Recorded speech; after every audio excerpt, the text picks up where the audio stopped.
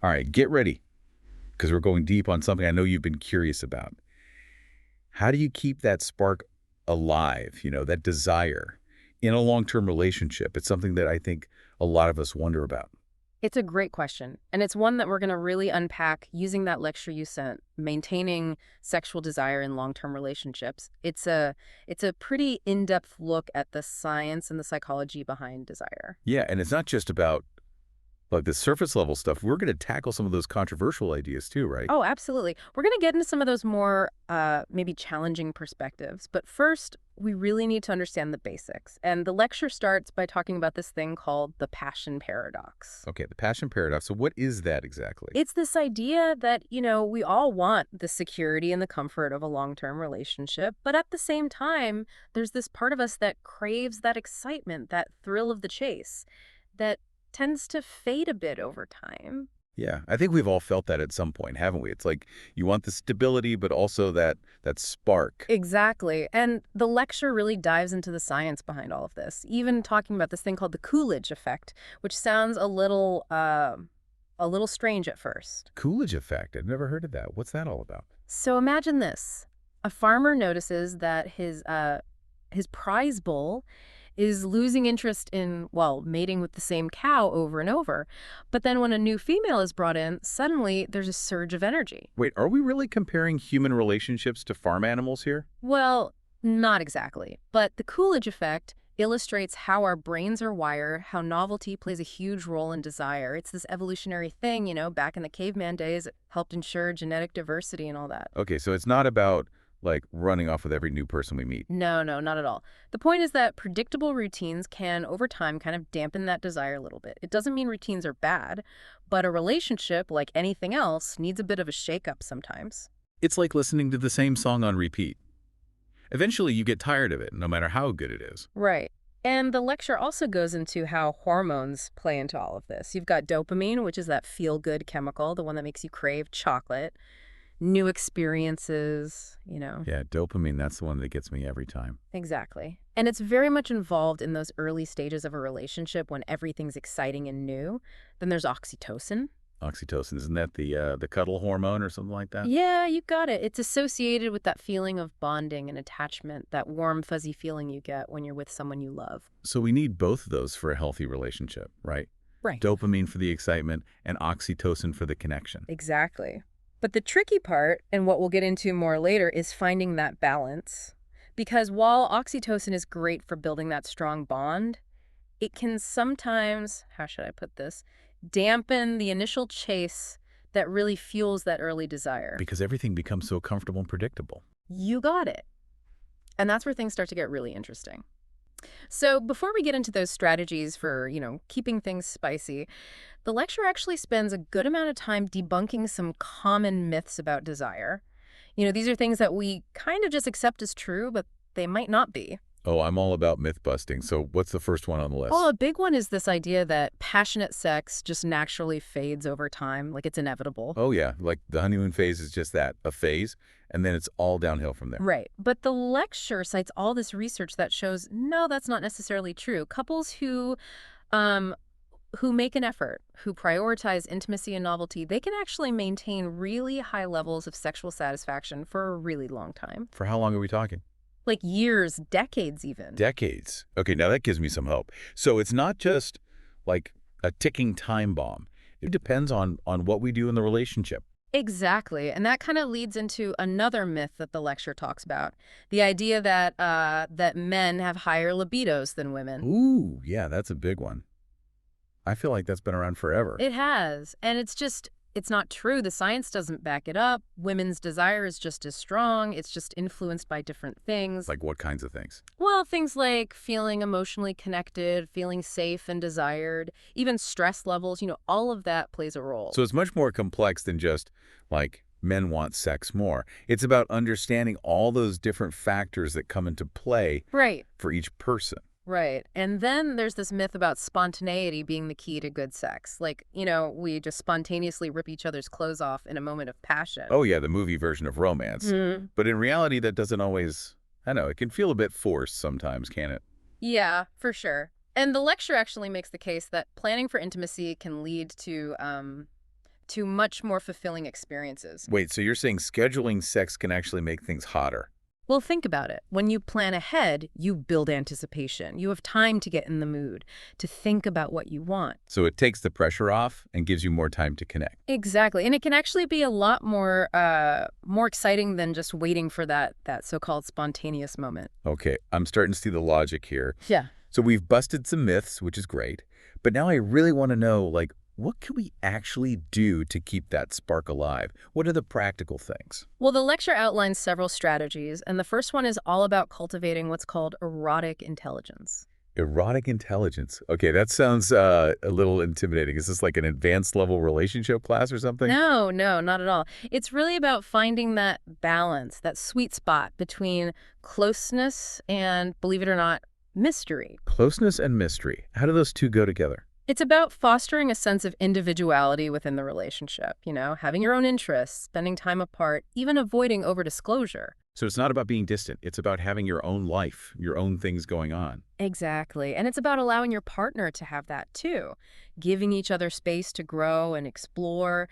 And, there's that saying, absence makes the heart grow fonder. Right. So a little bit of mystery can actually be a good thing. Absolutely. It keeps things interesting. And then another strategy is to redefine what foreplay means. We often think of foreplay as what happens right before sex, but the lecture says it can be so much more than that. Okay, so expand on that. What else could foreplay be? It's all about those little moments of connection throughout the day. Ah, I see what you mean. So it's like building anticipation even when you're not physically together. Right. It's all those little interactions, the seemingly insignificant things that can actually make a big difference. Give me some examples. I'm curious. Think flirting, sending each other, sending playful texts, teasing, little touches, compliments. Okay, so it's those everyday moments, the things that we might take for granted. Yeah, but they can really go a long way in keeping that spark alive. And speaking of keeping that spark alive, remember the Coolidge effect we talked about?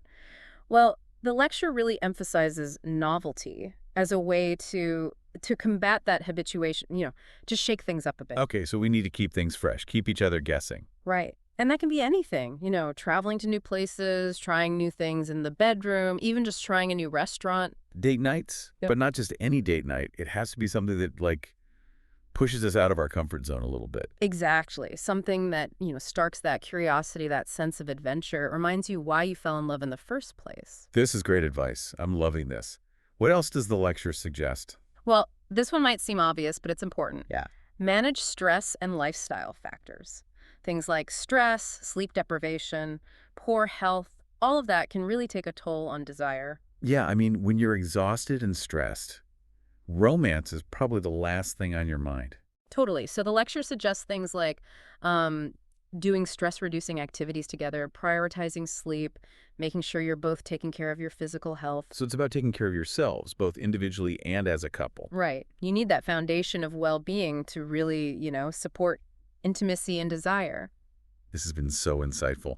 Okay, so we've covered cultivating erotic intelligence, redefining foreplay, prioritizing novelty, and managing stress. What else is there? Well, the lecture finishes with a strategy that might be the most important of all. It calls it the desire conversation. The desire conversation. Okay, I have to admit, that sounds a little scary. Like, what if my partner doesn't want to have that conversation? Or, what if they say something I don't want to hear? I get it. It can feel a bit vulnerable, but honestly, communication is so crucial in any relationship, especially when it comes to intimacy. So how do we even start this conversation without it feeling awkward or uncomfortable? Well, the lecture actually gives some specific conversation starters. Things like, what turns you on the most about me? Or, is there anything you'd like to try that we haven't before? Okay, those are good. They don't sound too intimidating. The point is to create a safe space, where you can both be honest and open about your needs and desires. It's about making sure you're both on the same page and that everyone feels heard and understood. Exactly. And sometimes just opening that line of communication can be enough to rekindle things. Wow, this has been amazing. But the lecture doesn't stop there, right? It also goes into some more controversial perspectives on desire. It does. The lecture brings up ethical non-monogamy, and it's definitely a topic that can get people talking.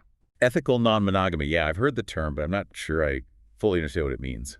It's basically about relationships where All partners are aware and consenting to the fact that, that their partner might have other romantic or sexual relationships. So it's not like cheating because everyone knows about it. Exactly. It's about open and honest communication, and it really redefines what a committed relationship can look like. That's definitely a different way of thinking about relationships than what I think a lot of us are used to. Right. And the lecture points out that for some couples, ethical non-monogamy can be a way to keep things interesting, to explore different parts of themselves. So it challenges that idea that one person has to fulfill all of our needs and desires, right? Right. And it acknowledges that people are complex and those needs might change over time. But, it's definitely not for everyone. Definitely requires a lot of communication and trust. Absolutely. Okay, so moving on to another controversial take. The lecture talks about the core play debate. What is that? It's this idea that when men do their fair share of chores, it can actually increase their partner's desire. Okay, that's interesting. I can see how that would make sense. If you're not feeling resentful about doing all the housework, you probably have more energy for, other things, Right. The idea is that when men contribute equally at home, it lowers stress levels for women and creates a stronger sense of partnership. which then leads to more desire. That's the theory. But the lecture also presents the counterargument, which is that desire shouldn't be transactional. So it's not about rewarding good behavior. Exactly. True desire is more about that deep emotional and psychological connection, not just like a clean kitchen. It's more nuanced than that. Yeah. Okay, so what's the last controversial idea from the lecture? It revisits that idea of, absence makes the heart grow fonder. The idea that sometimes a little distance can actually reignite passion. We talked about that a bit earlier with the whole erotic intelligence thing, right? Exactly. Some therapists believe that creating space intentionally can be really beneficial for couples in the long run. Like taking separate vacations or having different hobbies. Yeah, things like that. It's not about being apart all the time, but about having those moments where you can, you know, miss each other and appreciate the time you have together even more. It's like you need that contrast to really feel the spark, right? That's the idea. Absence can create a sense of longing, which can lead to a more passionate reunion when you are together. Wow, this has been such a fascinating deep dive. We've really covered a lot, haven't we?